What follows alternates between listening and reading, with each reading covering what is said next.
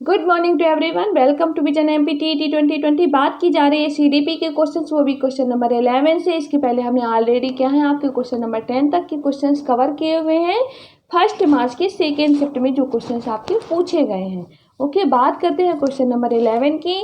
छात्र के सीखने का समर्थन करने के लिए तैयार विशिष्ट शिक्षा रणनीति है, उसका नाम बताना है। ठीक है ना, उस विशिष्ट शिक्षण रणनीति का नाम बताना है जो छात्र के सीखने का समर्थन करती है। क्या वो लेखन है, क्या वो स्कैफोल्डिंग है, क्या वो पाठ है, क्या वो विचार मंथन है? इसका राइट आंसर है स्कैफोल्डिंग। जो आपकी स्कैफोल्डिंग होती है इसके बारे में आपके वाइगोत्स्की ने बताया हुआ है, और इन्होंने बताया है ये एक तरीके की आपकी क्या है, शुरुआती प्रक्रिया होती है। बच्चे को सिखाने की, बच्चे के सीखने का समर्थन करने की क्या होती है, शुरुआती सहायता होती है। अर्थात हमें बच्चे को अगर कुछ सिखाना है या बच्चे के सीखने का हम समर्थन कर रहे हैं तो कब से करेंगे, हम शुरुआत से ही करेंगे। ठीक है ना, और हम तब तक करेंगे जब तक कि बच्चा उसको खुद पे खुद करना सीख नहीं जाता है।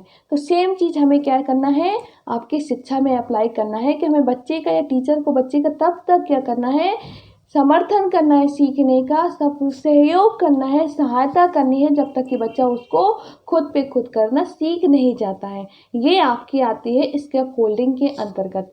फॉर एग्जाम्पल, एक छोटा बच्चा जब चलना नहीं जानता तो उसके पेरेंट्स उसको उंगली पकड़कर तब तक चलना सिखाते हैं जब तक कि वो बच्चा क्या है, चलना नहीं सीख जाता। जब आप बड़े हो जाते तब आपको क्या है, चलना नहीं सिखाना, तब आपके पेरेंट्स आपकी उंगली पकड़कर नहीं चलना सिखाते हैं। क्यों? क्योंकि आपको वहाँ पे शुरुआती सहायता की जरूरत थी।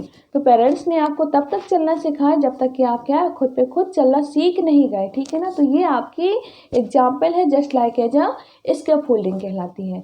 ओके, बात की जाती है नेक्स्ट, निम्नलिखित में से क्या लक्षण प्राप्त करने की मुख्य विधि में से एक नहीं है? क्या वो आपकी प्राक कल्पनात्मक है, क्या वो शाब्दिक है, क्या वो सांख्यिकी है, क्या वो सैद्धांतिक है?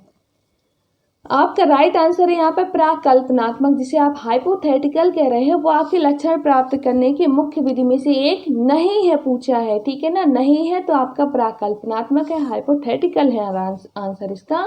जबकि आपके शाब्दिक है, सांख्यिकी है, सैद्धांतिक, ये सभी क्या है, आपके लक्षण प्राप्त करने की मुख्य विधियों के अंतर्गत आते हैं। बात करेंगे नेक्स्ट क्वेश्चन की।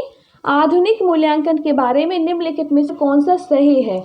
वर्तमान में कौन सा मूल्यांकन हो रहा है इसके बारे में पूछा जा रहा है। क्या वो योगात्मक है, क्या वो सतत है, क्या वो उत्पाद उन्मुखीकरण है या रटकर सीखना है? तो इसका जो राइट आंसर है वो है आपका सतत मूल्यांकन, CCE जिसे आप कहते हैं। ठीक है ना, सतत और व्यापक मूल्यांकन। तो वर्तमान में हमारा सतत मूल्यांकन चल रहा है। ठीक है ना, बात करेंगे नेक्स्ट क्वेश्चन की।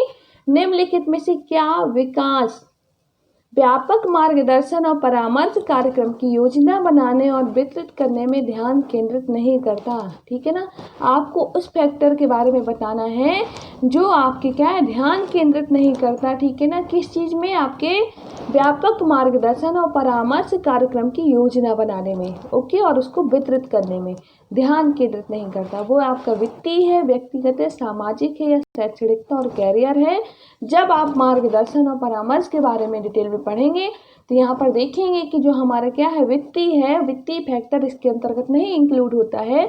आपका जब व्यक्तिगत परामर्श, सामाजिक है, आपके शैक्षणिकता और कैरियर से रिलेटेड सारी चीज़ें क्या होती हैं, इंक्लूड होती हैं। इन पर क्या है, स्पेशली ध्यान फोकस किया जाता है। इसलिए आपका जो राइट आंसर है वो है ऑप्शन नंबर ए। बात करेंगे हम नेक्स्ट क्वेश्चन की। किसने बारीकी से प्रच्छन्न दिव्यता के तहत प्राकृतिक विकास की एक व्यापक जटिल धारणा को विस्तृत किया है? ठीक है ना, तो इसका जो राइट आंसर है वो आपका है बाल्डविन। ओके, बात करेंगे हम नेक्स्ट क्वेश्चन की। विचलन IQ वितरण में मानक विचलन का मान बताना है। क्या होता है, 1 होता है, क्या वो 15 होता है, 10 होता है या 0 होता है? तो इसका राइट आंसर है विचलन IQ वितरण में मानक विचलन का जो मान होता है वो होता है आपका 15 होता है। ओके, कुछ ऐसे फैक्चुअल क्वेश्चन है जो आपको क्या होंगे, लर्न करने ही होंगे।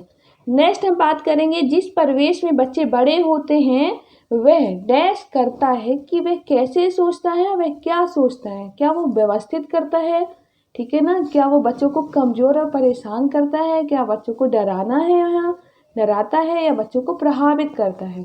तो जिस परिवेश में बच्चे बड़े होते हैं वह प्रभावित करता है कि वह कैसे सोचता है और क्या सोचता है। ठीक है ना, तो आपका राइट आंसर हो जाएगा ऑप्शन नंबर डी, प्रभावित करता है।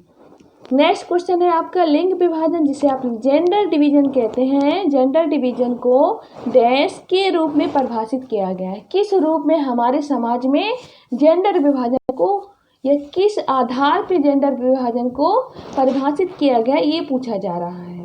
ठीक है ना। क्या पुरुष और महिला कर्मचारियों के बीच विभाजन के लेकर के, बी ऑप्शन पुरुषों और महिलाओं के बीच जैविक अंतर को देखते हुए, सी ऑप्शन पुरुष से महिला का अनुपात देखते हुए कितने कम ज़्यादा है, डी आपका और समाज के अंतर्गत पुरुषों और महिलाओं की पदानुक्रम भूमिकाओं के बारे में। ठीक है ना। तो इसका जो राइट आंसर है ऑप्शन नंबर डी है, समाज के अंतर्गत पुरुषों और महिलाओं की पदानुक्रम भूमिकाओं को ध्यान में रखते हुए क्या किया गया है, यहाँ पर डिवीजन किया गया है, जेंडर डिवीजन। ठीक है ना।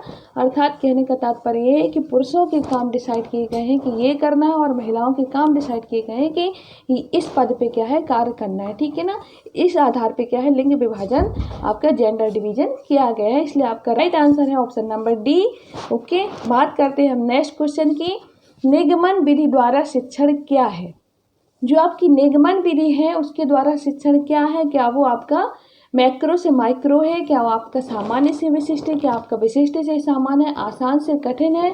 हमने इसके बारे में पहले भी डिस्कस किया है। आपका जो क्या चलता है रूल टू एग्जाम्पल चलता है, रूल्स टू एग्जाम्पल आपका ये जो नियम है निगमन विधि कहलाती है, और इसके अंतर्गत हम जो क्या है टीचिंग मेथड फॉलो करते हैं वो कहलाता है आपका सामान्य से विशिष्ट की ओर चलते हैं। ठीक है ना। इसमें हम सामान्य से विशिष्ट की ओर चलते हैं। आपका ऑप्शन नंबर जो बी है ये आपका राइट आंसर है। ओके, बात करते हैं नेक्स्ट क्वेश्चन की।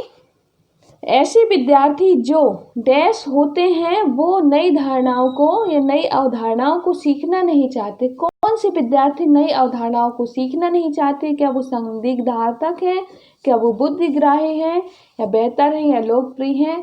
तो आप सभी यहाँ जानते हैं जो आपके बुद्धिग्राही होंगे बिल्कुल वो सीखेंगे, जो आपके बेहतर हैं हाई क्वालिटी हैं वो भी सीखेंगे, लोकप्रिय हैं वो भी सीखेंगे। लेकिन आपके जो एम्बिगियस होते हैं, ठीक है ना, अस्पष्टवादी भी बोल सकते हैं इनको, अस्पष्ट रहती हैं इनकी धारणाएं, ठीक है ना, संदिग्ध रहती हैं इनकी धारणाएं, ऐसे विद्यार्थी नई अवधारणाओं को सीख नहीं पाते हैं। ठीक है ना, वो सीखना ही नहीं चाहते हैं। आपका राइट आंसर हो जाएगा ऑप्शन नंबर ए।